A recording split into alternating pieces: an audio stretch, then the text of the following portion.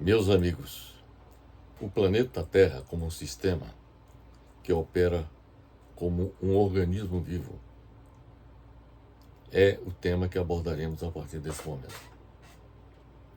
Estamos abordando essa temática considerando o planeta Terra como um sistema e que opera como um organismo vivo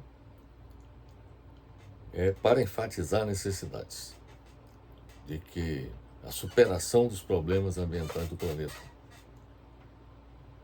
como a exaustão dos recursos naturais, como a mudança climática, que tende a ser catastrófica, entre outras questões relacionadas com a problemática do meio ambiente e do nosso planeta, deveria ser tratada de uma forma holística, dentro de uma visão sistêmica. De início, é importante lhes observar que um sistema é um conjunto integrado de componentes interrelacionados e interdependentes. É por isso que nós consideramos o planeta Terra como um sistema, porque tudo se relaciona e todos os fatores que dizem respeito ao nosso planeta e as intervenções que nós, humanos, realizamos, estão todas interrelacionadas. Então, para a solução dos problemas ambientais do nosso planeta, é um imperativo que haja uma abordagem sistêmica e holística, quer dizer, abrangendo o planeta como um todo.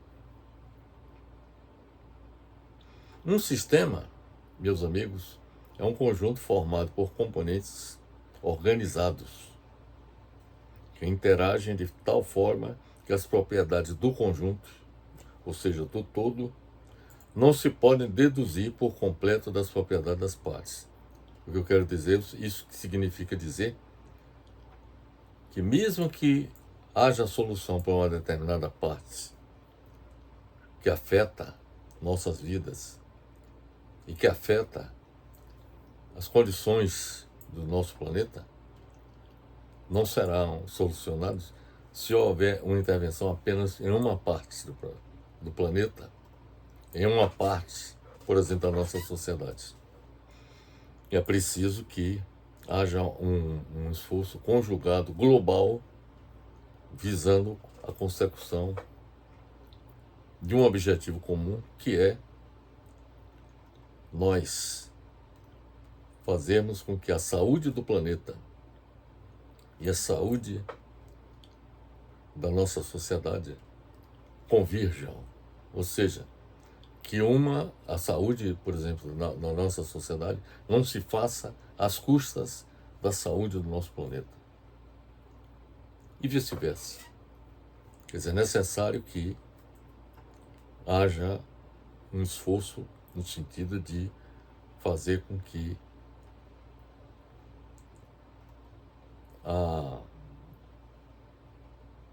nosso sistema Terra,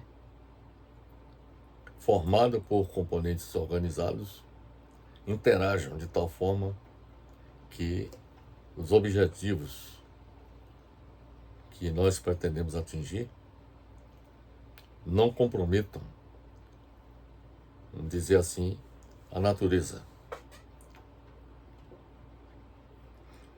Os sistemas reais compreendem trocas de energia. Isso é o que acontece com todos os sistemas. Troca de energia. Informação. Troca de informação ou troca de matéria com o seu entorno. O próprio planeta Terra realiza nós vamos mostrar em detalhes como isso ocorre com o planeta Terra e também ocorre conosco em termos de sociedade humana. Na sociedade em que nós vivemos, há trocas de energias, de informação e de matéria. Por exemplo, troca de energia, quando, por exemplo, há um suprimento de energia de um país para suprir as necessidades de outro país e vice-versa, ou de uma região de um determinado país para atender às necessidades de outra região. Então há troca de energia. E nós, seres humanos, também trocamos energia. Nós, ao nos alimentarmos, nós ingerimos em nosso organismo energia provinda da natureza. E nós também processamos a troca da energia, realizando atividades que interferem, por exemplo, no meio ambiente.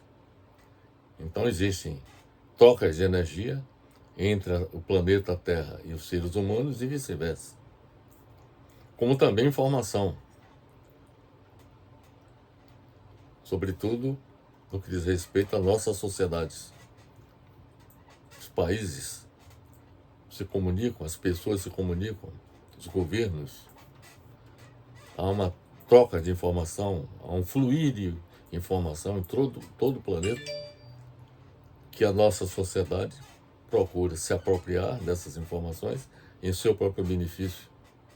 A própria natureza também capta informações. E é a partir das informações que ela obtém, ela realiza processa, digamos assim, a natureza realiza processos que fazem com que as condições de existência de um meio ambiente seja propício a determinadas atividades econômicas que, por exemplo, nós humanos nos beneficiamos a partir dessas intervenções que a própria natureza realiza. Por exemplo, as chuvas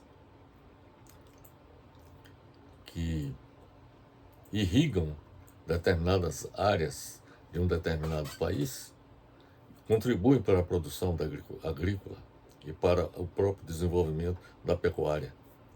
Mas também a ausência de chuvas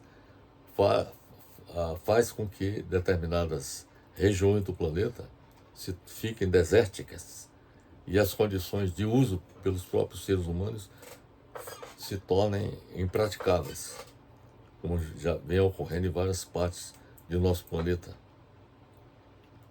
Mas, como eu estava lhes dizendo, os sistemas trocam energia, informação e matéria com o seu entorno. E isso ocorre com o planeta Terra, como também com a sociedade de humanos. Existe uma teoria chamada Teoria Geral de Sistemas, que foi desenvolvida pelo biólogo austríaco Ludwig von Bertalanffy. Na Teoria Geral dos Sistemas, a Teoria Geral dos Sistemas é o estudo interdisciplinar que procura identificar as propriedades comuns a essas entidades. O seu desenvolvimento começou em meados do século XX, com os estudos, como já disse, do biólogo austríaco Ludwig von Bertalanffy.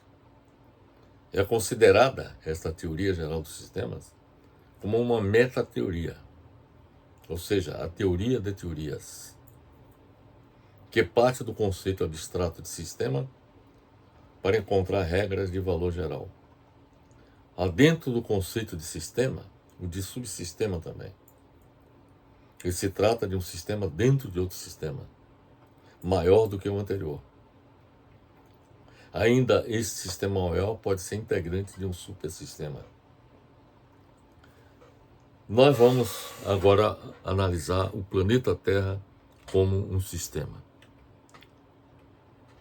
Bem, o planeta Terra é um sistema que faz parte de um sistema maior, que é o sistema solar, que se caracteriza como um grupo de planetas pequenos corpos celestes, satélites naturais, etc., que estão sob o domínio gravitacional de uma estrela como o Sol. E aqui nós temos esse mapa, essa figura, que mostra o nosso sistema solar.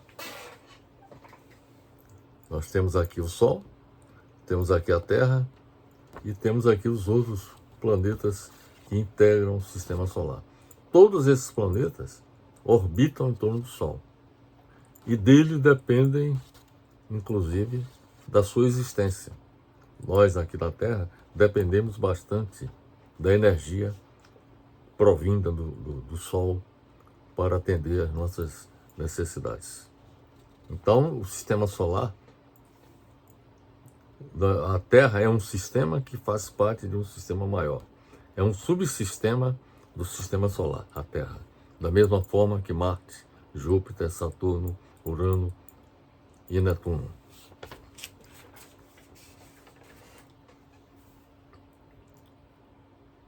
Por sua vez, o sistema solar integra um sistema maior, que é o da galáxia Via Láctea. Aqui nós temos uma outra figura que mostra onde nós nos encontramos. Está indicado aqui nessa seta. Aqui é uma galáxia. A galáxia é constituída por vários sistemas de estrelas, como o Sol. E esse conjunto aqui representa um sistema, um supersistema, da qual faz parte o sistema solar, e dentro do sistema solar está a Terra, que é um subsistema do sistema solar. Então aqui nós temos uma galáxia que é constituída por vários sistemas similares ao sistema solar. E todos eles estão orbitando em torno do centro dessa galáxia. De modo que todos esses sistemas são interdependentes. A Terra é um sistema aberto.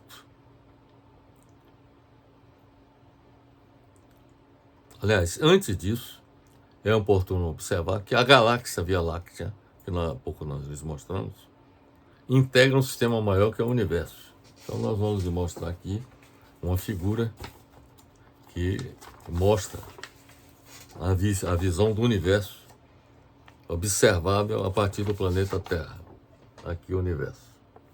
Aqui nós temos o Sol, nós temos aqui a Terra, e aqui o universo observável a partir da Terra, como nós temos os cosmólogos, os astrônomos,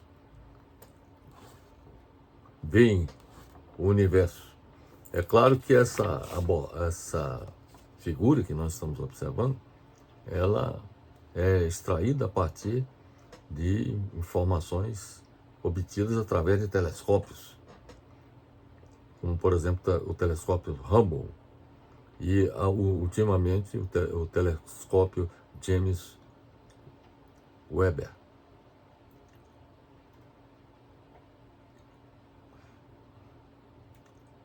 De modo que aqui vocês têm um quadro que apresenta o universo, e o universo faz parte, é o sistema macro, que é composto por galáxias, e galáxias essas que interagem umas com as outras, de tal maneira que esta é a visão macroscópica que nós temos do universo.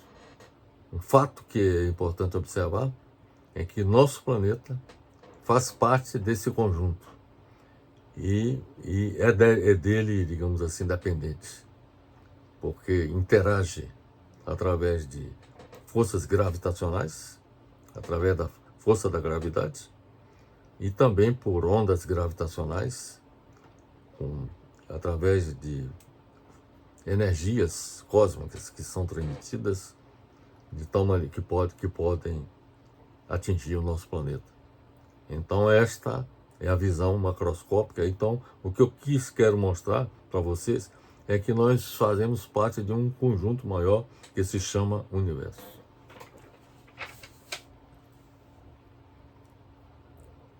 A Terra é um sistema aberto, porque estabelece trocas energéticas com o universo, sofre o efeito gravitacional da Lua, e aqui nós temos uma figura que mostra como a Terra se articula com a Lua.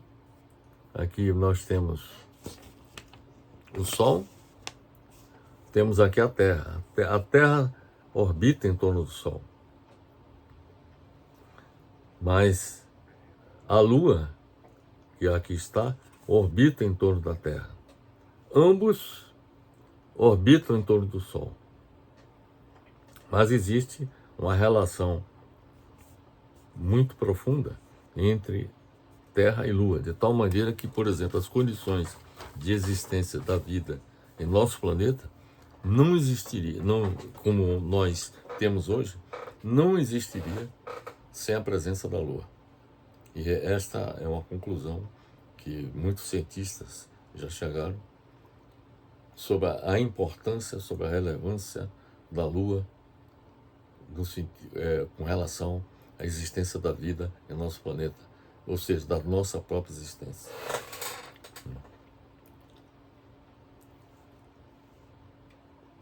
Bem, como já lhes disse, a Terra é um sistema aberto, porque estabelece trocas energéticas com o universo, sofre o efeito gravitacional da Lua, do Sol e dos planetas do Sistema Solar. Inclusive os próprios sistemas do planeta do Sistema Solar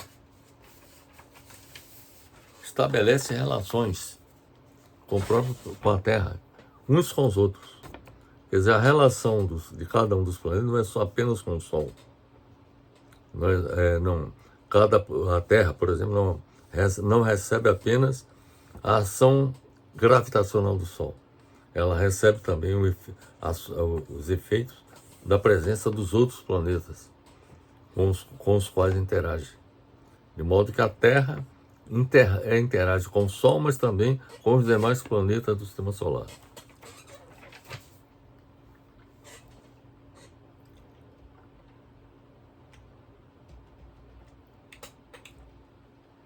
O mecanismo externo da Terra é conduzido pela energia emanada do Sol. Esta que é a principal fonte de energia que a Terra recebe do exterior. O calor solar energiza os oceanos e a atmosfera e é responsável pelas nossas condições climáticas. Veja bem, as nossas condições climáticas dependem bastante do calor solar. Chuva, gelo e vento erodem montanhas e moldam a paisagem terrestre, enquanto a forma do relevo muda o clima. Quanto ao sistema, a Terra é constituído por duas estruturas, uma estrutura interna e uma estrutura externa. A estrutura interna é formada pela litosfera ou crosta, pelo manto e pelos núcleos interno e externo. Temos aqui uma figura que mostra a estrutura do planeta Terra. Aqui nós temos, aqui onde nós pisamos, onde nós desenvolvemos nossas atividades, está exatamente aqui na crosta, que essa é como se fosse a capa do planeta Terra. Logo abaixo da crosta tem um manto, que é essa região aqui. Essa região fica a 70 quilômetros da crosta. Ela vai até 2.891 quilômetros. De 70 quilômetros, a crosta vai de 0 a 70 quilômetros, o manto de 70 quilômetros a 2.891, que é isso aqui. O núcleo externo vai de 2.891 a 5.150 quilômetros, que é o núcleo externo, que é esse. E o núcleo interno, que é esse aqui, vai de 5.150 quilômetros a 6.731 quilômetros. Então, essa é a estrutura interna do planeta Terra. Essa estrutura aqui, ela é dinâmica, ela não é estática. Essa é uma das razões pelas quais nós enfrentamos erupções de vulcões e também terremotos, porque a crosta terrestre ela é formada, não é formada por uma capa única, uniforme. Ela é constituída por placas tectônicas. E na medida que essas placas tectônicas elas se chocam umas com as outras, por conta do movimento do material que está aqui no manto, que não é sólido como uma crosta, né?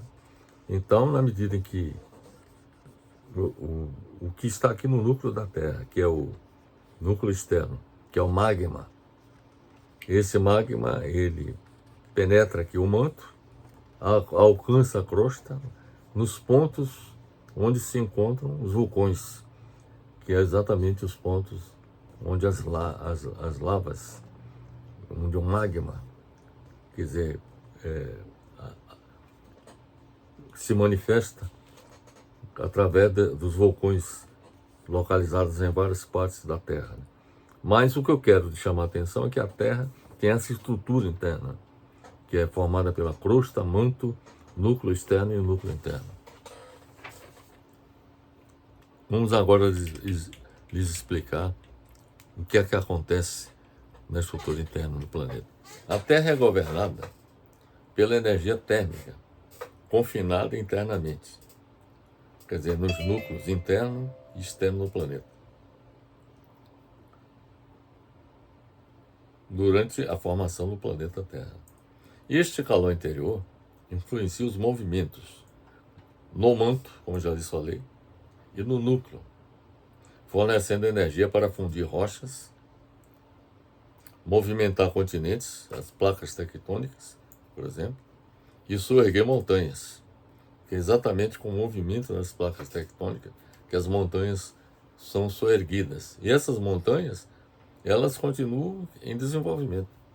O Everest, por exemplo, que é a maior montanha do planeta, ainda continua em crescimento, devido exatamente ao movimento das placas tectônicas. Então, esse calor interno contribui para soerguer montanhas, como eu já falei. A crosta é uma fina camada com cerca de 70 quilômetros de espessura. É onde nós pisamos, por exemplo, onde construímos nossas edificações. Ela contém materiais relativamente leves e com temperaturas de fusão baixas.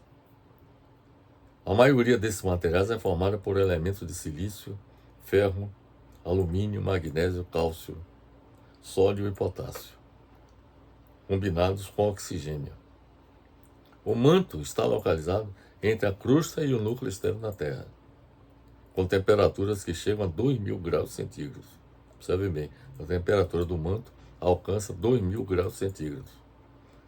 Essa região forma a maior parte sólida do planeta. A maior parte sólida é formada pelo manto, que vem logo abaixo da crosta, que é aquela capa, como eu falei, da Terra. A camada abrange, o manto, profundidades que vão de 70 a 2.891 quilômetros, conforme já lhes mostrei, e consiste em rochas com densidade intermediária, em sua maioria composta por elementos como oxigênio, magnésio, ferro e silício. Entre o manto e o núcleo interno, entre o manto e o núcleo interno está o núcleo externo, que é formado por ferro e outros elementos pesados, como níquel, e está no estado líquido. Exatamente. O núcleo externo está no estado líquido. É nessa região que o campo magnético da Terra é formado, devido à movimentação do fluido. O núcleo interno tem a mesma composição química do núcleo externo. Aí, veja bem, temos o núcleo externo, que é líquido, e o núcleo interno, que é sólido.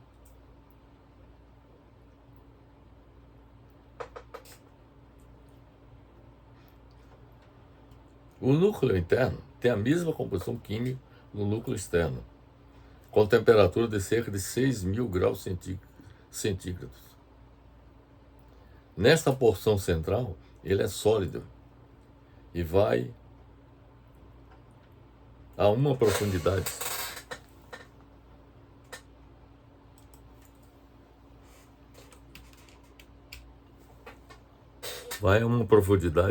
de aproximadamente 5.150 quilômetros.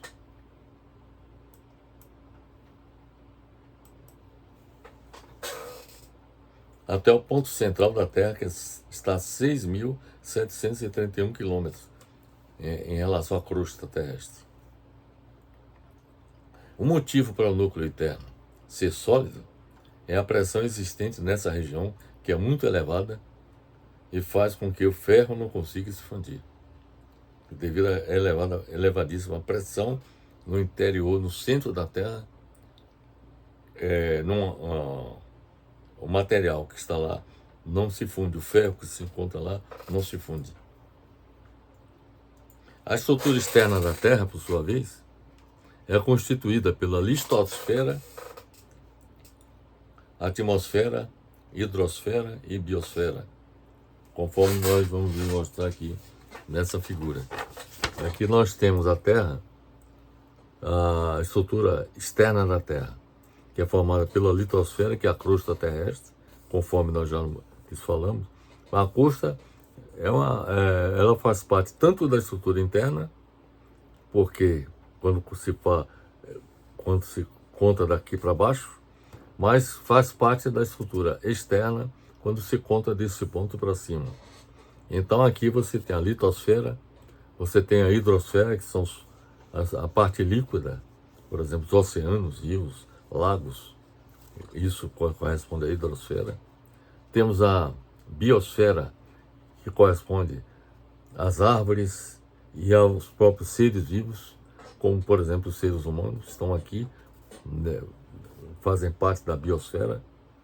E temos também a atmosfera, que é essa parte que abrange, que incorpora todo esse conjunto. Quer dizer, a atmosfera é abrangente, porque ela incorpora a litosfera, a hidrosfera e a biosfera. Ali falamos que a litosfera corresponde à crosta terrestre, que é a camada superficial sólida do nosso planeta, sendo composta por rochas, pelo solo e pelas formas de relevo. Acima da litosfera estão as camadas gasosa, atmosfera e líquida, hidrosfera, conforme já lhes falamos. Já o conjunto de todos os ecossistemas do planeta Terra forma a biosfera. A biosfera, a atmosfera e a hidrosfera são interdependentes. Esse é um ponto que é importante observar. Os fatos que ocorrem nesse nível, como também na litosfera, intervêm sobre o todo, sobre o conjunto. Então, por exemplo, se nós desmatamos, isso afeta tanto a atmosfera quanto a hidrosfera. E da mesma forma que poluímos a hidrosfera, isso também afeta os demais, e vice-versa.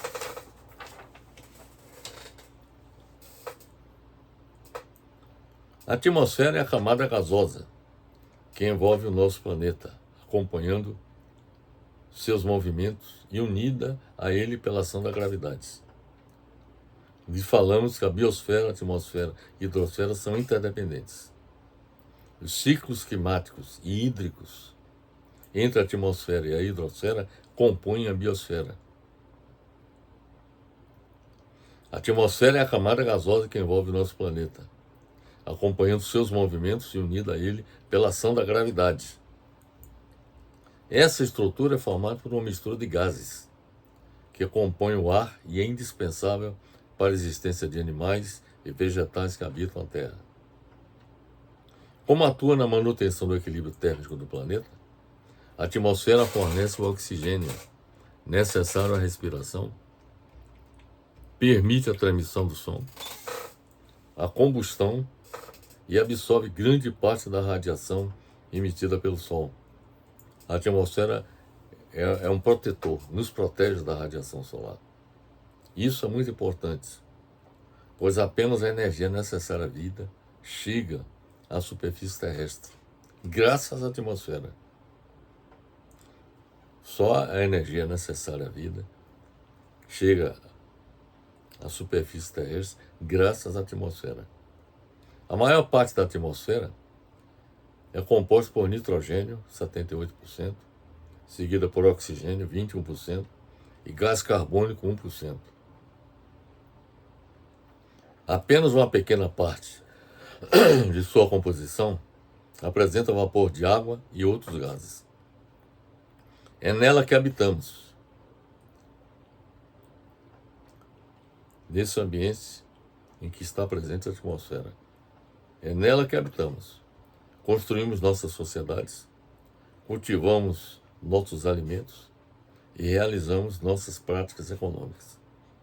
Hidrosfera é a camada de água na Terra, sendo composta por rios, lagos, oceanos e mares, além da umidade presente e que também influencia o clima. A biosfera é a camada da vida envolvendo todos os seres que habitam o nosso planeta, o que inclui, obviamente, os seres humanos. A biosfera, meus amigos, só pode existir a partir da combinação atmosfera e hidrosfera. E isso é um ponto que nós precisamos ficar bastante atentos. Temos que proteger, temos que evitar que nossa hidrosfera e a nossa atmosfera seja comprometida. Porque o comprometimento da atmosfera significa o comprometimento da vida no nosso planeta. Na Terra existem duas fontes principais de energia. Uma fonte de energia externa e uma fonte de energia interna. A fonte de energia externa, que mais diretamente influencia a Terra, é a energia que irradia do Sol. A energia solar ativa o movimento atmosférico, impulsiona o ciclo da água. Veja a importância que tem a energia solar. Ela ativa o movimento atmosférico, impulsiona o ciclo da água, proporciona o calor necessário às reações químicas que afetam as rochas superficiais, mantém uma temperatura consentânea com a manutenção da vida e é utilizada pelos seres vivos através da fotossíntese. A fonte de energia interna diz respeito ao calor que é emanado do interior, do núcleo interno e externo do planeta Terra, que contribuem decisivamente para o estado das rochas. Esse calor que vem de dentro do planeta contribui decisivamente para o estado das rochas, assim como para a formação do magma, que é aquele material que se encontra no núcleo externo do planeta,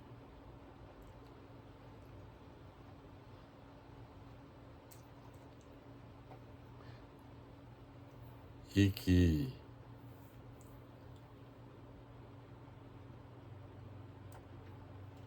influencia em processos importantes da dinâmica terrestre, como o vulcanismo e o tectonismo.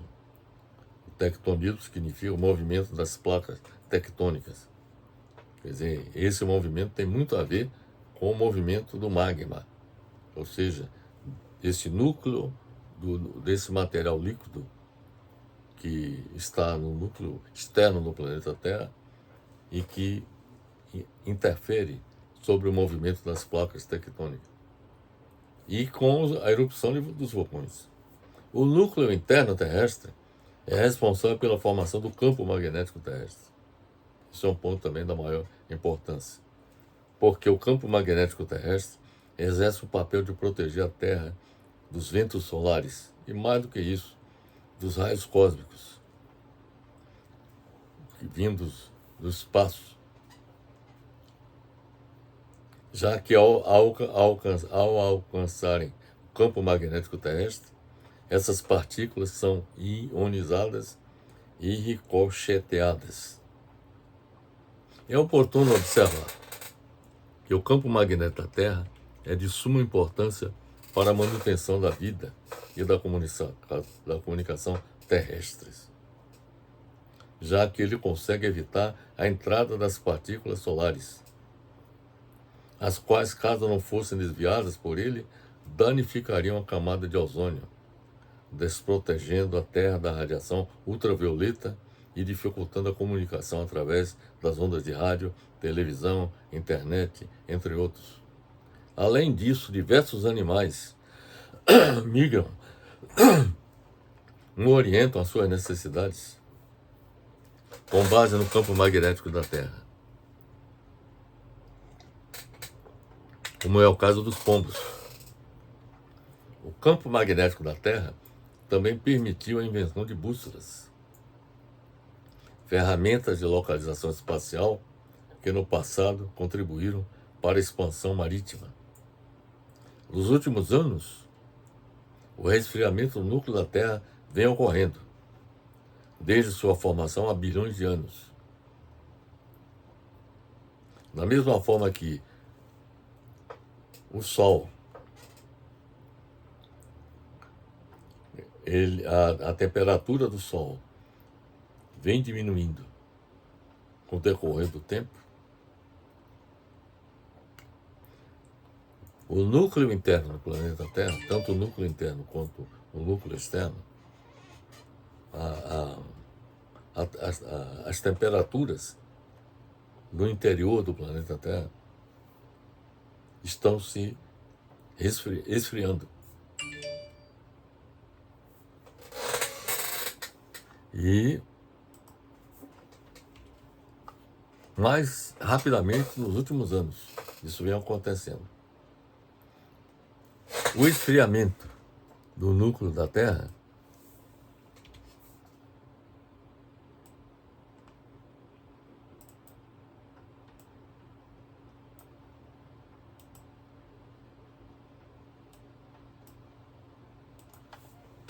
o esfriamento do núcleo da Terra vem ocorrendo desde sua formação há bilhões de anos.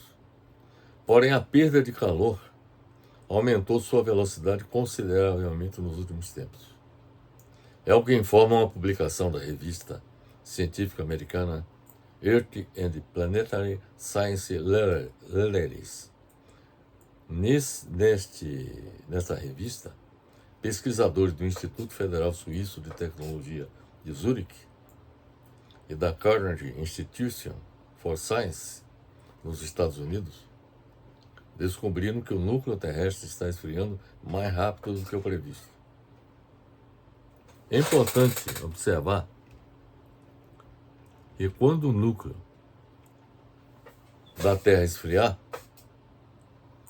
o campo magnético terrestre, essencial para a vida em nosso planeta, ficará muito enfraquecido ou desaparecerá por completo. A radiação solar, com partículas carregadas emitidas pelo Sol, não só pelo Sol, mas também os raios cósmicos vindos do espaço, nos atingirá diretamente e irá deteriorar nossa atmosfera, que também exerce um papel importante em nos proteger. Observem que a atmosfera, ela nos protege da radiação solar. Mas o campo magnético terrestre protege a atmosfera. Então existe uma ação no sentido de que tanto o campo magnético quanto a atmosfera atuem no sentido da preservação da vida em nosso planeta. Então, a água só é líquida em condições normais de temperatura e pressão graças à atmosfera. Sem a atmosfera, a pressão do ar cai e a temperatura sobe por causa da exposição direta à radiação solar. Isso iria aumentar a evaporação da água. E com o tempo os oceanos seriam reduzidos a lagos, que virariam lagoas, ou seja, a água ficaria muito escassa, se não desaparecesse completamente. A Terra então se tornaria uma bola rochosa, sem água, sem ar e sob temperaturas altíssimas. A perda de calor no núcleo terrestre pode fazer a Terra se esfriar como um todo, transformando-se em um planeta totalmente frio, inativo e sem possibilidade de vida. A Terra então se tornaria uma bola rochosa, sem água, sem ar e sob temperaturas altíssimas, algo parecida com o que Marte é hoje. Trata-se do fenômeno da entropia, meus amigos, que equivale à perda de energia, que equivale à desordem do sistema Terra. Então, nós temos que evitar que, no caso específico da atmosfera do nosso planeta, haja um comprometimento do seu papel no sentido de nos proteger.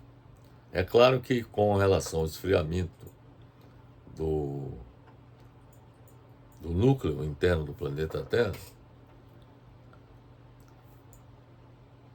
na medida em que ocorra esse esfriamento, nós não temos outra alternativa senão buscar um outro local. Quando eu falo nós, seres humanos, não temos outra alternativa senão buscar um outro local onde os seres humanos possam viver. Porque as condições de existência no planeta Terra chegariam ao fim, diante dessa possibilidade de esfriamento do núcleo do planeta Terra. Como todo sistema, o planeta Terra possui mecanismos de feedback e controle, que é o conjunto de respostas produzidas pelo sistema diante de desequilíbrios existentes. A Terra tem, por exemplo, seu próprio mecanismo de feedback e controle, regulador de temperatura, por exemplo. É por intermédio do mecanismo de feedback e controle que ocorre, por exemplo, a regulação e o controle da temperatura do planeta Terra. Graças a esse controle é possível garantir a harmonia dos subsistemas que compõem o planeta Terra e, consequentemente, o que se denomina homeostase, isto é, o equilíbrio do meio interno do sistema terrestre. O clima da Terra, meus amigos, passou por muitas grandes mudanças, desde o vulcanismo global até as eras glaciais. Nós nos defrontamos com problemas desse tipo. O vulcanismo global é quando todos os vulcões entraram em erupção. Já houve uma época em que ocorreu isso. E já teve também uma época em que ocorreram eras glaciais, em que o planeta ficou totalmente coberto de gelo, de neve. Algumas induzidas localmente, outras frutos de mudanças dramáticas na radiação solar. E, no entanto, a vida se manteve sempre florescente ao longo dos últimos 3,7 bilhões de anos. Um novo estudo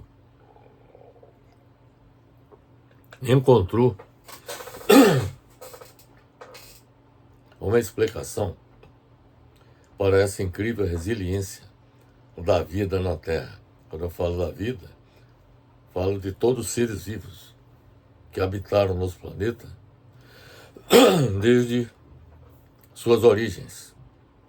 Um novo estudo encontrou explicação para essa incrível resiliência da vida na Terra. Nosso planeta tem seu próprio mecanismo de retroalimentação estabilizadora, ou seja, mecanismo de feedback e controle, que vem atuando ao longo de centenas de milhares de anos para trazer o clima de volta quando ele chega ao limite, mantendo as temperaturas globais dentro de uma faixa estável e habitável.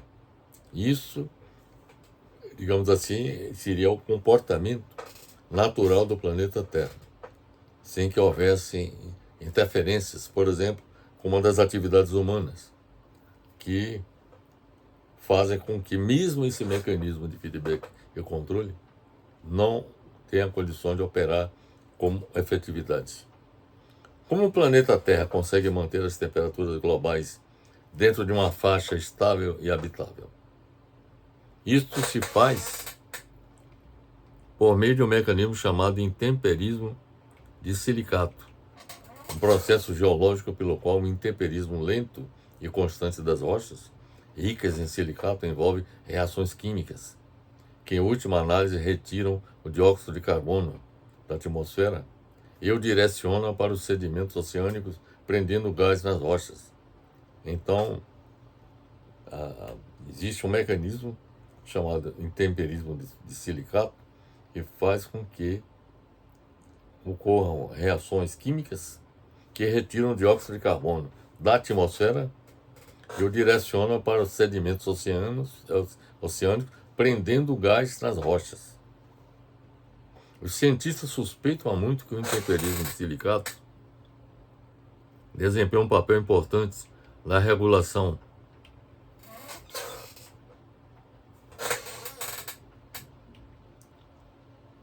do ciclo de carbono da Terra, que pode fornecer uma força geologicamente constante para manter o dióxido de carbono e as temperaturas globais sob controle. Dois cientistas, Konstantin Arnscheidt e Daniel Rothman, do MIT, basearam seu estudo em dados paleoclimáticos que registram mudanças nas temperaturas médias globais nos últimos 66 milhões de anos. Eles então aplicaram uma análise matemática para ver se os dados revelariam algum padrão característico de fenômenos estabilizadores que pudessem controlar as temperaturas globais em uma escala de tempo geológica. Eles descobriram que, de fato, os dados mostram um padrão consistente no qual as oscilações de temperatura da Terra são amortecidas em escala de tempo geológico. Eles aplicaram essa análise e constataram que existe um padrão característico de estabilização, no sentido de controlar as temperaturas globais em uma escala de tempo geológico. Eles descobriram que, de fato, os dados mostram um padrão consistente no qual as oscilações de temperatura da Terra são amortecidas em escalas de tempo de centenas de milhares de anos. A duração desse efeito é semelhante às escalas de tempo nas quais o intemperismo de silicato parece operar. Esses pesquisadores foram os primeiros a usar dados reais para confirmar a existência de um feedback estabilizador, cujo mecanismo é provavelmente um intemperismo de silicato, conforme nós já explicamos. Este feedback estabilizador explicaria como a Terra permaneceu habitável, mesmo com os eventos climáticos dramáticos do passado geológico do planeta, segundo esses cientistas afirmaram. Arnscheidt afirma, por meio desse feedback estabilizador, será possível arrefecer o aquecimento global de hoje. Essa é a opinião dele. Que não será rápido o suficiente para resolver nossos problemas atuais de aquecimento global, porque levará centenas de milhares de anos para isso acontecer. Quer dizer, é um mecanismo de feedback e controle que vai demandar milhares de anos para isso acontecer. Mas, se nós formos esperar esses milhares de anos para isso acontecer, provavelmente os efeitos da mudança climática, por exemplo, sobre a vida em nosso planeta e sobre a vida dos seres humanos, poderiam ser catastróficas. Não dá para esperar, essa é a minha visão. Claro que existe um mecanismo de feedback, mas esse mecanismo de feedback ele não age instantaneamente. Novo estudo publicado na revista Nature Climate Change apresenta boas notícias sobre um possível ciclo de feedback climático. Pesquisadores observaram a atividade microbiana e a dinâmica do solo por um longo período. e foram capazes de ver como os micro-organismos poderiam responder às mudanças climáticas no mundo real. O que é feedback climático? Feedback climático é um processo que amplifica ou reduz a força climática, podendo ser positivo ou negativo. O feedback climático positivo é tudo aquilo que adiciona calor à atmosfera. E feedbacks negativos são processos que compensam o aquecimento. Os solos são de longe o maior reservatório de material orgânico da Terra, contendo mais de 3 vezes o carbono atualmente presente na atmosfera. Quer dizer, mais de 3 vezes de carbono se encontra presente na Terra, no solo da Terra. Mais de 3 vezes em relação ao que está na atmosfera, como dióxido de carbono. Micro-organismos no solo são responsáveis por digerirem material orgânico morto. Micro-organismos são capazes de digerirem material orgânico morto, convertendo em gases de efeito estufa, como dióxido de carbono. Esses micro-organismos se tornam mais ativos com temperaturas quentes, o que levou à preocupação de que temperaturas mais altas, associadas às mudanças climáticas, poderiam levar a um ciclo vicioso, onde os solos quentes levam a micro-organismos mais ativos, que causam ainda mais emissões de gases de efeito estufa. Neste estudo que acabei de citar, foi descoberto que mesmo após aquecimento prolongado, os micro-organismos ainda liberavam carbono rapidamente quando aquecidos. Portanto, não se adaptavam a temperaturas mais altas. Contudo, também foi descoberto que havia muito menos micro-organismos em solos aquecidos. Logo assim, como o carbono era perdido do solo sob aquecimento, a quantidade de biomassa microbiana também diminuía, o que levou a uma desaceleração percebida da atividade microbiana ao longo do tempo.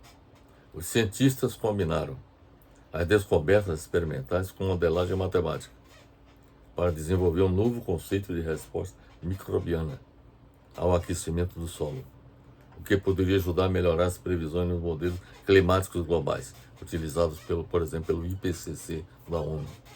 Foi usado um modelo matemático para testar se um sistema de solo aquecido, que pode chegar a um novo estado estacionário, que evita mais perda de carbono do solo, mesmo sem aclimatação dos próprios micro-organismos do solo.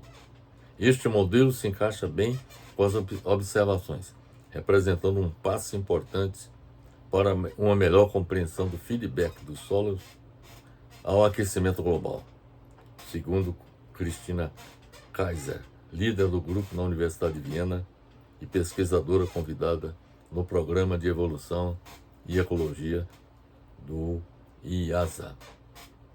Bem, meus amigos, eu acredito que a partir dessa nossa apresentação, vocês devem ter percebido da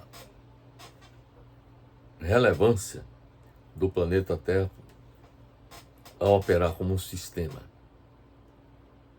E vocês devem ter percebido que as partes que compõem o sistema Terra, seja tanto a estrutura interna quanto a estrutura externa,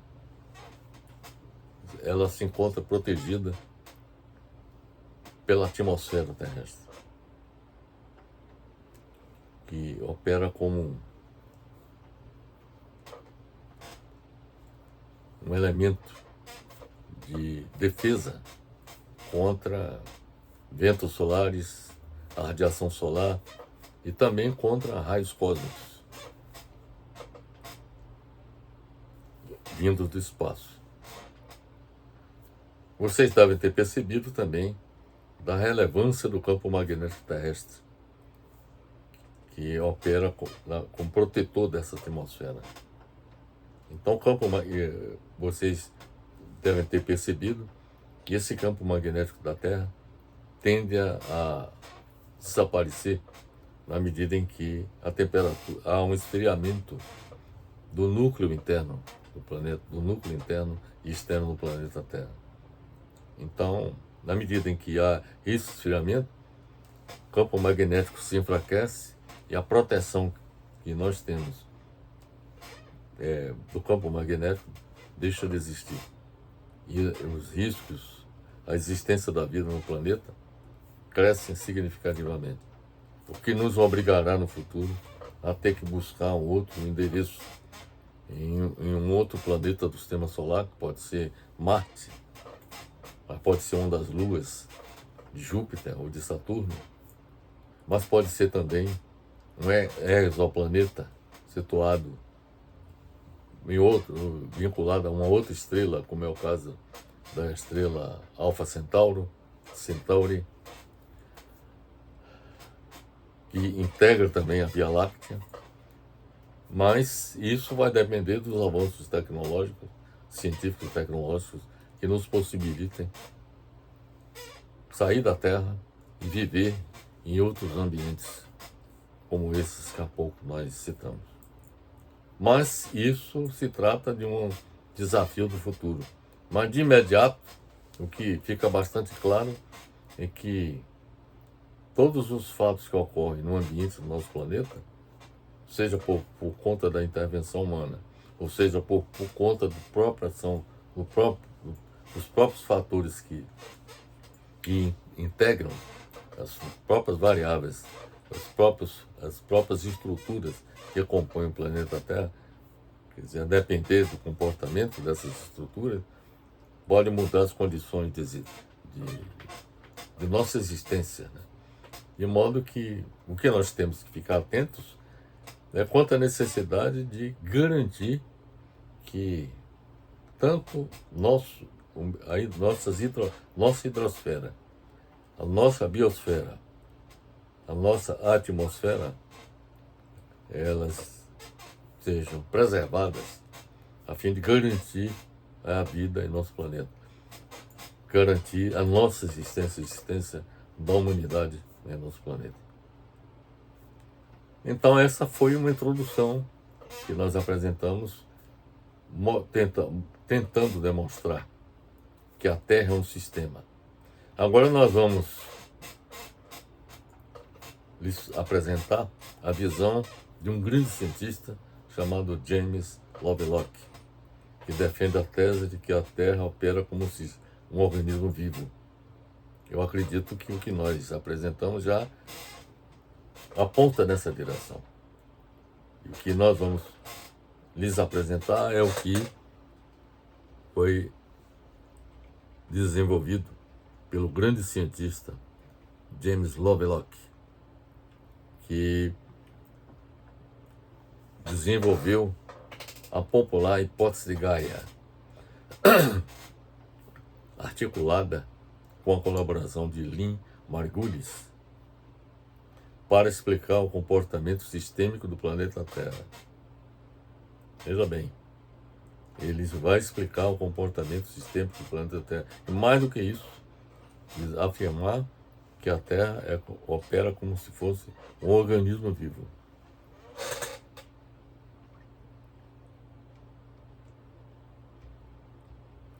É importante observar que Gaia, quando falei na hipótese de Gaia, do cientista James Lovelock, faço aqui um pequeno parênteses para explicar o que significa Gaia. Gaia, na mitologia grega, é a Mãe Terra, como elemento primordial e latente de uma potencialidade geradora imensa. Gaia é a personificação do planeta Terra, representada como uma mulher gigantesca e poderosa. Em homenagem à deusa grega, a teoria de Gaia, também conhecida como hipótese de Gaia, foi criada pelo cientista britânico James Lovelock. Nela, o cientista descreve o planeta Terra como um organismo vivo, que apresenta algumas características como a atmosfera com química e a capacidade para manter e alterar suas condições ambientais, o que não acontece com outros planetas no sistema solar.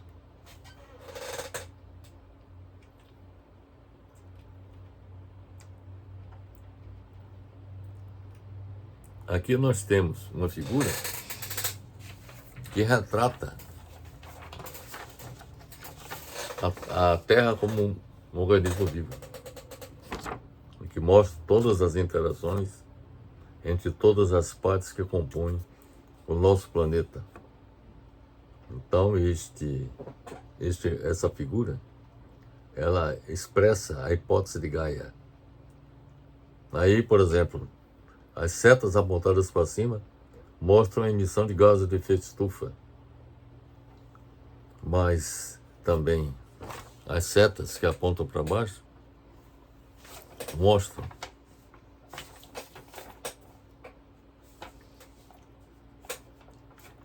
aqui, as setas que mostram para cima mostram a emissão de gases de efeito estufa. Aqui que estão, por exemplo, no oceano, aqui, por exemplo, nos solos, mas também mostra, por exemplo, o papel das árvores. As árvores são sumidouros de carbono. Aqui está o papel da árvore, absorver o carbono e introduzir no solo. A árvore é um caminho de passagem do dióxido de carbono para o solo, penetração no solo. Mas também a árvore, ela emite gases de efeito estufa, conforme está aqui indicando, né? Então aqui você vê uma espécie de uma troca em um ambiente em que a atmosfera está presente, a hidrosfera está presente, a litosfera, e também seres vivos, como é o caso, por exemplo, dessa árvore aqui.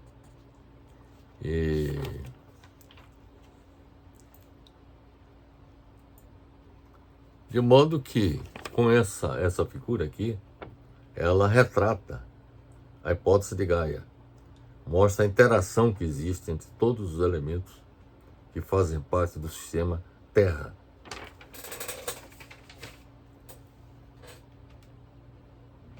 A hipótese de Gaia foi duramente criticada em seu aparecimento, mas com o passar do tempo, seus elementos mais essenciais foram largamente aceitos pela comunidade científica.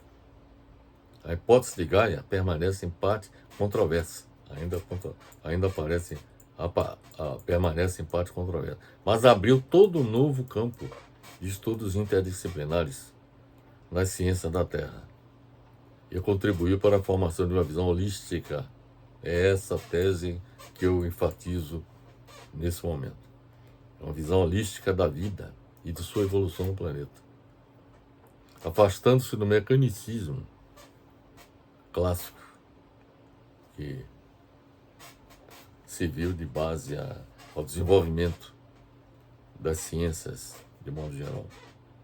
A relevante contribuição à ciência dada através da hipótese de Gaia lhe valeu a prestigiada medalha Wollaston da Sociedade Geológica de Londres. Em sua obra The Revenge of Gaia, A Vingança de Gaia, Lovelock defende a teoria de Gaia no âmbito da mudança climática global, com uma abordagem de fácil entendimento e uma visão multidisciplinar. O livro é composto de 9 capítulos, sendo eles os seguintes. O primeiro é o estado da Terra. O segundo, o que é Gaia. O terceiro capítulo trata da história da vida de Gaia, ou seja, da Terra. O capítulo seguinte apresenta previsões para o século XXI. O subsequente apresenta as fontes de energia. O capítulo subsequente apresenta os produtos químicos, alimentos e matérias-primas. Aborda cada um desses elementos e seus impactos sobre a vida no planeta. Aqui um outro, tecnologia para uma retirada sustentável. Foi um outro capítulo que ele abordou, a questão da tecnologia, o uso da tecnologia com solução para os problemas ambientais, sobretudo a mudança climática. Ele apresenta também uma visão pessoal do ambientalismo ele colocou a visão dele, Lovelock, do que seja o ambientalismo. E finalizou apresentando, além do terminal, quer dizer, além de tudo, além do, digamos assim, o que é que pode acontecer além do fim de tudo esse processo, né? No capítulo Estado da Terra, Lovelock alerta que o planeta tem sido vítima da ação humana e se encontra como um paciente febril. Essa é a observação dele. Ele afirma que o possível estado mais quente do planeta tumultuaria os mundos político e comercial. Ele disse o seguinte, que as importações de alimentos, combustível e matérias-primas tornar-se-ão difíceis. Vai haver um comprometimento das importações, pois fornecedores poderão estar assolados por secas ou enchentes. Lovelock afirma que poderemos nos defrontar com a extinção de espécies animais e que, como parte do sistema, assim como afetamos o meio, também somos afetados. Quer dizer, além de afetar os animais, várias espécies de animais, também afeta nós mesmos, seres humanos. No capítulo Que é Gaia, Lovelock afirma que o planeta Terra seria um invólucro.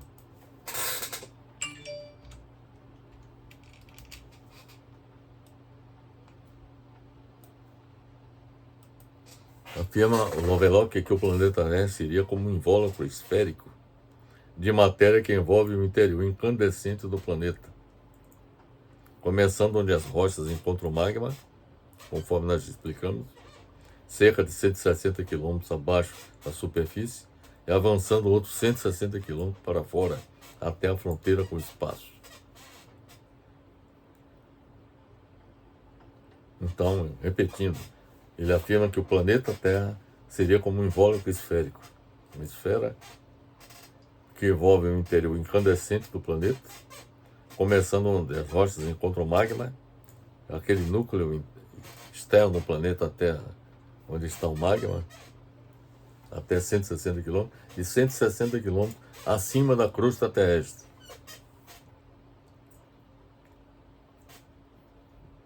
No ambiente da atmosfera, né? Isso até a fronteira com o espaço sideral. Esse invólucro inclui a biosfera, é um sistema fisiológico, mantendo o planeta adequado à vida há mais de 3 bilhões de anos. Então, o Lovelock diz que a Terra é um sistema fisiológico que mantém a vida há mais de 3 bilhões de anos. Lovelock afirma que Gaia, isto é, o planeta Terra, é um conjunto de partes animadas e inanimadas, que se autorregula a favor da vida. Na opinião dele, tudo ocorre a favor da vida. Por exemplo, a atmosfera terrestre nos protege, trabalha a favor da vida. A existência de água, solos agricultáveis, a biosfera, né, quer dizer, a existência de árvores, de animais e tudo mais, tudo contribui para favorecer a existência da vida. A evolução dos organismos e do mundo material é parte de uma só história, onde a vida e o ambiente físico evoluem como entidade única. No capítulo História da Vida de Gaia, Lovelock apresenta um histórico da vida do planeta Terra, descrevendo algumas eras geológicas, o surgimento da vida e as transformações ambientais ocorridas em nosso planeta, cujos regimes climáticos diferentes ocorreram por diversas vezes, dependendo da organização dos astros no sistema solar e da própria atividade do Sol, e que na atualidade a autorregulação de Gaia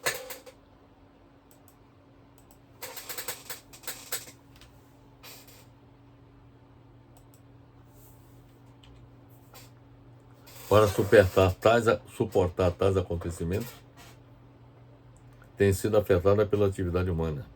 Repetindo, ele diz que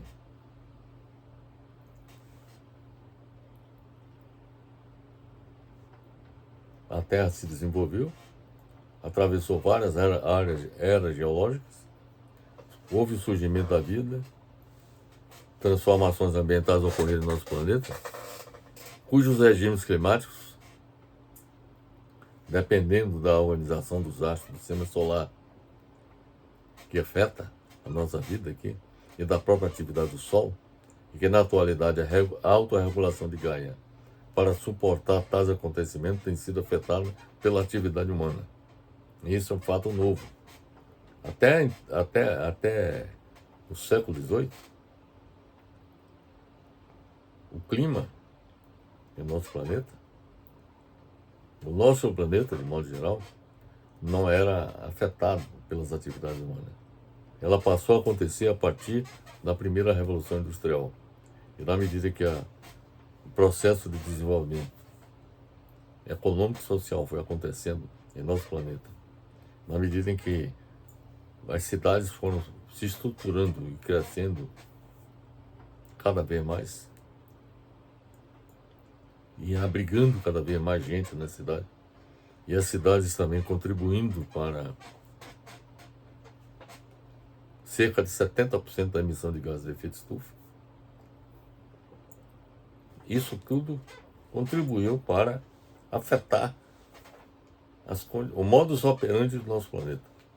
É basicamente isso que Lovelock afirma. Ao substituir ecossistemas naturais, observe bem isso, ao substituir ecossistemas naturais por áreas agrícolas duráveis e emitir gases de efeito estufa para a atmosfera, as atividades humanas interferem na manutenção da temperatura global no planeta, aumentando o calor, ao mesmo tempo que remove os sistemas capazes de regular a temperatura global. Ainda tem esse aspecto. Os sistemas que seriam capazes de promover o feedback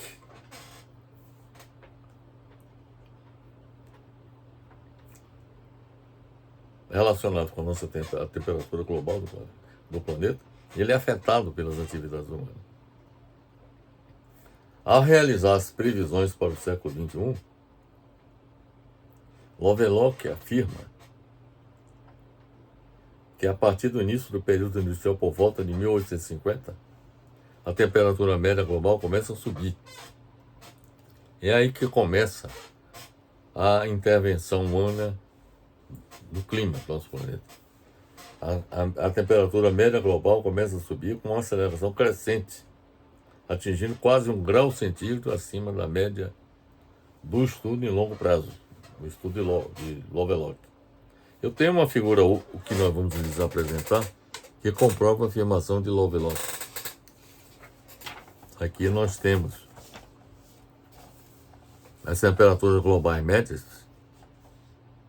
que dá para vocês perceberem que até 1950 as temperaturas se mantiveram em graus Fahrenheit, se mantiveram constantes, praticamente constantes, 57 graus Fahrenheit. Mas a partir de 1950 ela passou a crescer, e de forma acelerada. Aqui está o gráfico que mostra com essa situação. Aqui corresponde ao período da primeira Revolução Industrial. Aqui você vê que a partir daqui começa a haver um crescimento, mas eu diria que 1950, exatamente após a Segunda Guerra Mundial, é que começou a haver um incremento na temperatura média global do planeta, conforme esse gráfico está demonstrando. Tá certo? Então, essa figura comprova a afirmação de Lovelock quanto ao aumento da temperatura global do planeta. Lovelock afirma que o Sol está 0,5 graus centígrados mais quente do que há 55 milhões de anos atrás. Meio grau apenas. E a metade da superfície florestada da Terra está transformada em terra cultivada. Veja bem, a metade da superfície florestada da Terra está transformada em terra cultivável, cerrado e deserto. As três coisas: terra cultivada, cerrado e deserto, reduzindo a capacidade de autorregulação da temperatura.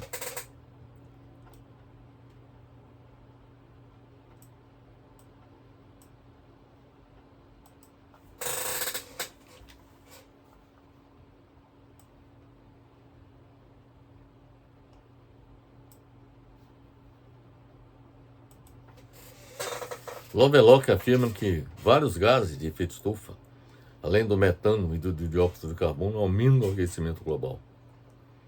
Entre eles, o CF6, clorofluorocarbono, carbonetos, óxido nitroso e outros que são produtos da agricultura e da indústria.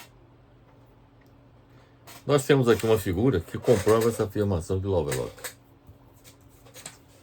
Aqui estão os gases que respondem pelo aquecimento global. Aqui nós temos o dióxido de carbono, que é responsável por... Aqui, o dióxido de carbono, que é responsável por 60% do aquecimento global. Nós temos o metano, que é responsável por 15%. Nós temos aqui o óxido nitroso, 5%. Tem aqui o CFC, clorofluorocarbono, com 12%. E o ozônio com 8%. Então esses são os gases que vêm se acumulando desde a Revolução Industrial nas mais altas camadas da atmosfera e contribuem para o aquecimento global, para o aumento da temperatura do nosso planeta. E os elementos que o planeta Terra desenvolveram para autorregular a temperatura do planeta não estão sendo capazes de cumprir esse papel.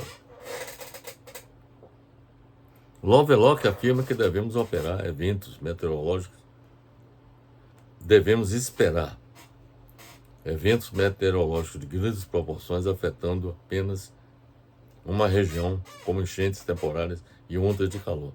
Olha, isso ele afirmou. Esse livro foi sobre a vingança de Gaia, que ele publicou, foi publicado em 2007. Observe que de 2007 para cá, quantos eventos climáticos extremos nós assistimos. Inclusive, recentemente, aqui no Brasil, no litoral norte de São Paulo, tivemos mortes. Na Bahia, no ano passado, tivemos também mortes e destruição provocadas por chuvas inclementes, né? Na Europa também, nos Estados Unidos, nós tivemos também ondas de calor que chegou a matar um bocado de gente. E isso tudo foi previsto pelo Lovelock, nessa obra de 2007. Mesmo com tanto calor, alguns locais do planeta serão agradáveis. Vai acontecer situações como essa, em algumas áreas, problemas de chuvas inclementes, calor. Em outras, na opinião dele, alguns locais do planeta serão agradáveis, como as Ilhas Britânicas. Ele acha que as Ilhas Britânicas vão ser beneficiadas. Porém, poucos dos atuais bilhões de seres humanos de hoje sobreviverão. Ele entende que isso vai contribuir para matar muita gente. No capítulo Fontes de Energia, Lovelock trata das mais diversas fontes energéticas, como os combustíveis fósseis e as fontes renováveis de energia. Mas o que chama a atenção é o autor defender o uso da energia nuclear, temida pelo desastre que ocorreu em Chernobyl e Fukushima, argumentando que, conforme um relatório suíço, a energia nuclear é 40 vezes mais segura do que as fontes energéticas do carvão ou petróleo e mais segura do que hidrelétricas, que é uma fonte renovável. Lovelock considera que entre as vantagens do uso da fissão nuclear, como produtora de energia, expõe que ela gera 2 milhões de vezes menos resíduos do que a queima de combustíveis fósseis, e que ocupariam somente 6 metros cúbicos após descartados e soterrados. Diferentemente, segundo ele, o uso de combustíveis fósseis produz 27 bilhões de toneladas de dióxido de carbono anualmente, o que formaria uma montanha de resíduos com mais de 1,5 km de altura por 19 km de circunferência em sua base. Observa Lovelock ainda que as reações nucleares são milhões de vezes mais energéticas do que as reações químicas. Lovelock não recomenda o uso da energia nuclear como uma solução a longo prazo. Ele vê a energia nuclear como solução para enfrentar o problema imediato da necessidade de reduzir a emissão de gases do efeito estufa, realizada por fontes de energia baseada no carvão, petróleo e gás natural, que os três são responsáveis por 80% das fontes de energia utilizadas hoje no planeta Terra. Lovelock considera os biocombustíveis como uma fonte de energia perigosa, pois são fáceis de cultivar e demandam uma área extensa para esse cultivo. Então surge uma indagação: se já produzimos alimentos em mais da metade da terra produtiva do planeta, o que acontecerá com Gaia se utilizarmos o restante para produzir biocombustível? Ele acha isso uma ameaça também com relação aos recursos da natureza, em termos de defesa contra a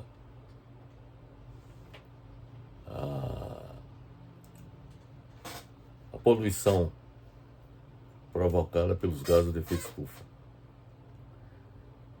Quer dizer, se de um lado o biocombustível ajuda a reduzir o uso do petróleo e do gás natural, por outro lado, significa que você vai utilizar mais terras que deveriam ser mantidas florestadas, na opinião dele, para poder evitar o agravamento da mudança climática, que tende a ser catastrófica. No capítulo Produtos Químicos, Alimentos e Matérias-Primas, Lovelock observa que o uso irrestrito de pesticidas na agricultura faz com que haja a morte de pássaros que comem insetos envenenados. Ele aí faz uma crítica, por exemplo, ao agronegócio em todo o mundo. Em muitas partes do mundo, os pesticidas foram banidos ou têm seus usos controlados. Isso significa que não há mais espaço na agricultura, não apenas para os insetos, mas também para os pássaros. Ele questiona o fato de que, ao matar os insetos, também mata os pássaros. Lovelock afirma que, se temos que cortar as emissões de gases de efeito estufa, temos que deixar de usar a superfície da Terra da forma como ela é usada pela agricultura.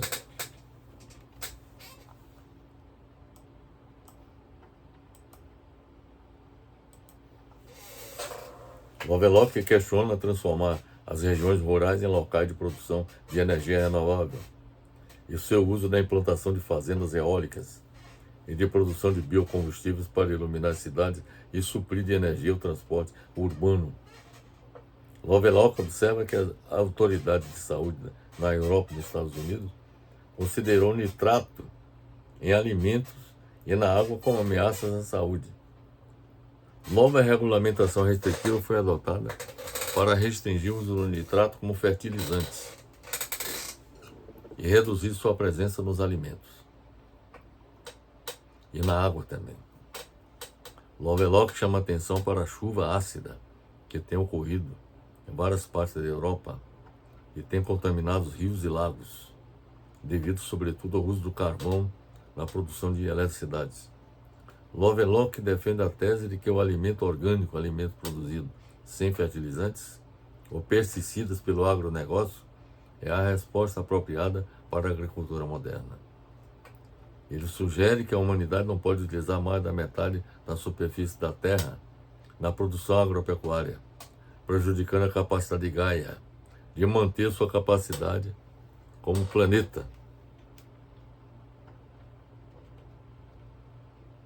Lovelock afirma que é nosso primeiro dever atender às nossas necessidades,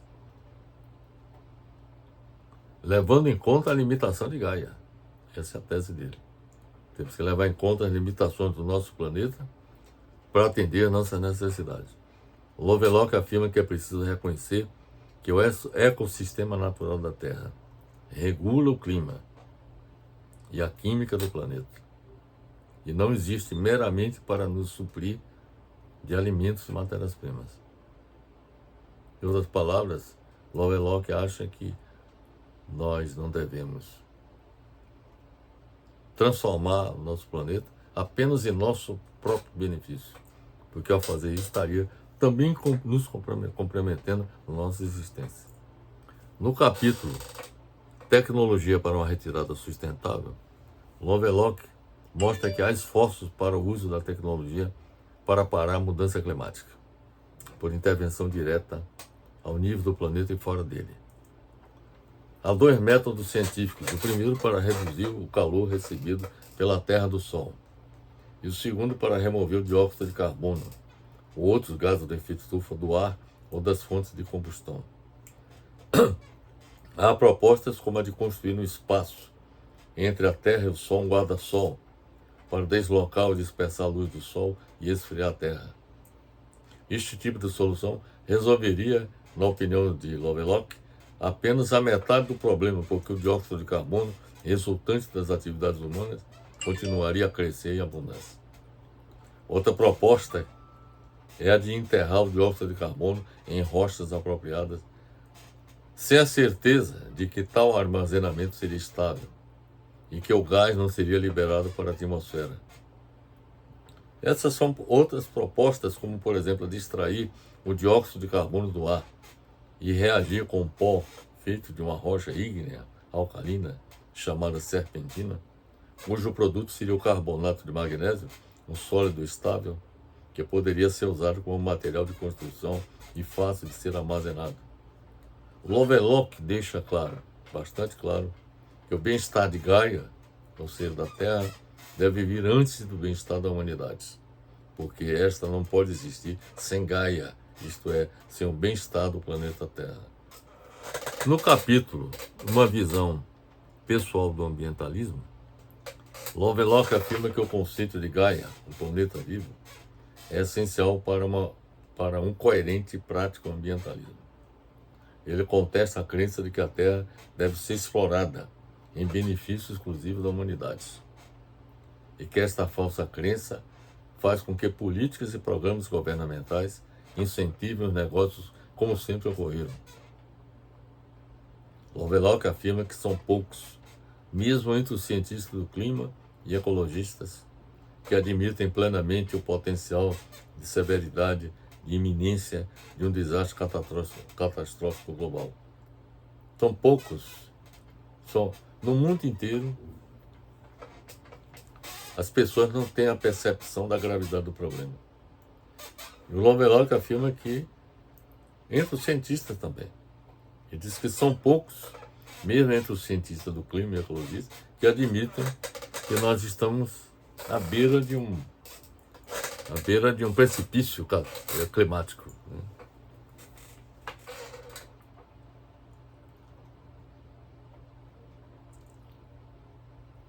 E ele afirma, repito, que entre os cientistas do clima e ecologistas, muitos deles não admitem a iminência de um desastre catastrófico global. Lovelock afirma que a teoria de Gaia é provisória,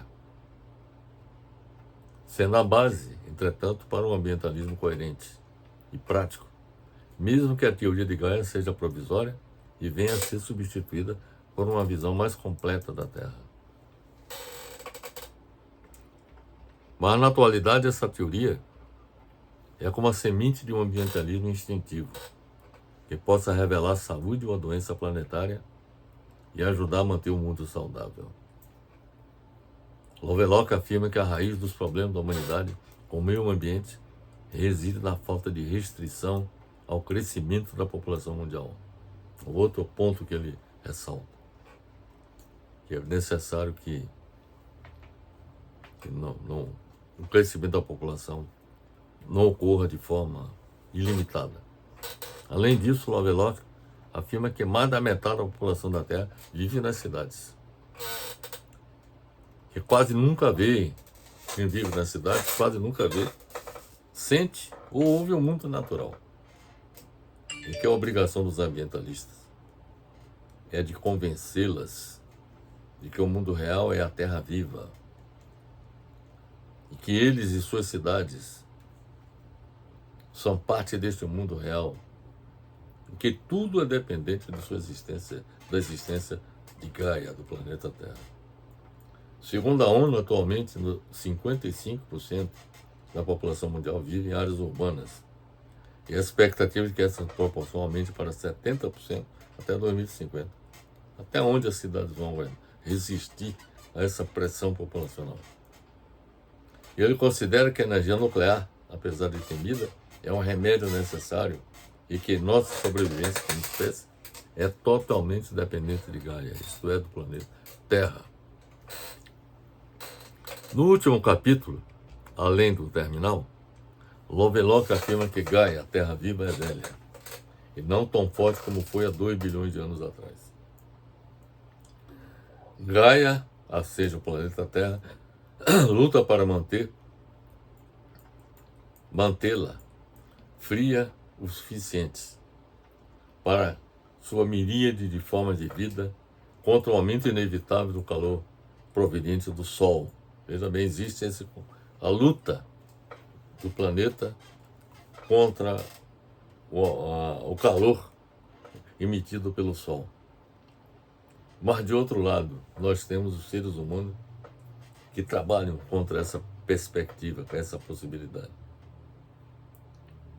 Porém, apesar de suas dificuldades, uma das formas de vida, os humanos têm tentado dominar a Terra para seu exclusivo benefício. Lovelock mostra que é hora de recuar. Pois enquanto não decidimos o que fazer dos recursos naturais e da energia, eles estão se tornando escassos. Ainda tem esse aspecto. Está havendo uma exaustão dos recursos naturais do planeta. Além disso, destaca que Gaia, ou seja, a Terra, age como uma mãe acalentadora, mas é cruel com os filhos transgressores. Um provável futuro tolerável estaria nos aguardando, mas é insensato ignorar a possibilidade do desastre. Ele observa, um provável futuro tolerável estaria nos aguardando, mas é insensato ignorar a possibilidade do desastre. Algo a ser feito para reduzir a catástrofe, como sugere Lovelock, seria escrever um guia para ajudar os sobreviventes a reconstruir a civilização. Ele está admitindo que vão chegar ao desastre, mas que precisa ser produzido um guia para ajudar os sobreviventes a construir a civilização, a reconstruir a civilização sem repetir os erros do passado. Tal material, composto de um compêndio filosófico e científico suficientemente completo, claro e irrespeitável, que pudesse estar espalhado em cada lar, escola, biblioteca ou local de culto, assim estaria ao alcance de todos, aconteça o que acontecer. Então, meus amigos, está bastante claro que o planeta Terra é um sistema que opera como um organismo vivo, ou como se fosse um organismo vivo, e que está ameaçado de ser comprometido na sua tarefa de regular as condições de existência no nosso planeta, a vida do nosso planeta, os subsistemas que compõem o nosso planeta, Essa capacidade de regulação desse sistema está sendo colocada em xeque por nós seres humanos. Então, meus amigos, nós temos que tentar reverter esse quadro, passar a defender a necessidade de que os problemas da devastação do ambiente do nosso planeta, caracterizado pela exaustão dos recursos naturais e pela mudança climática catastrófica, que tende a ser catastrófica, seja tratado com abordagem holística, sistêmica. Então, é esta a mensagem, meus amigos, que eu deixo para todos vocês, para adquirir a consciência da importância de que o enfrentamento do problema ambiental do nosso planeta requer uma abordagem sistêmica, holística, na busca de suas soluções. Deixo aqui meu abraço fraternal para todos.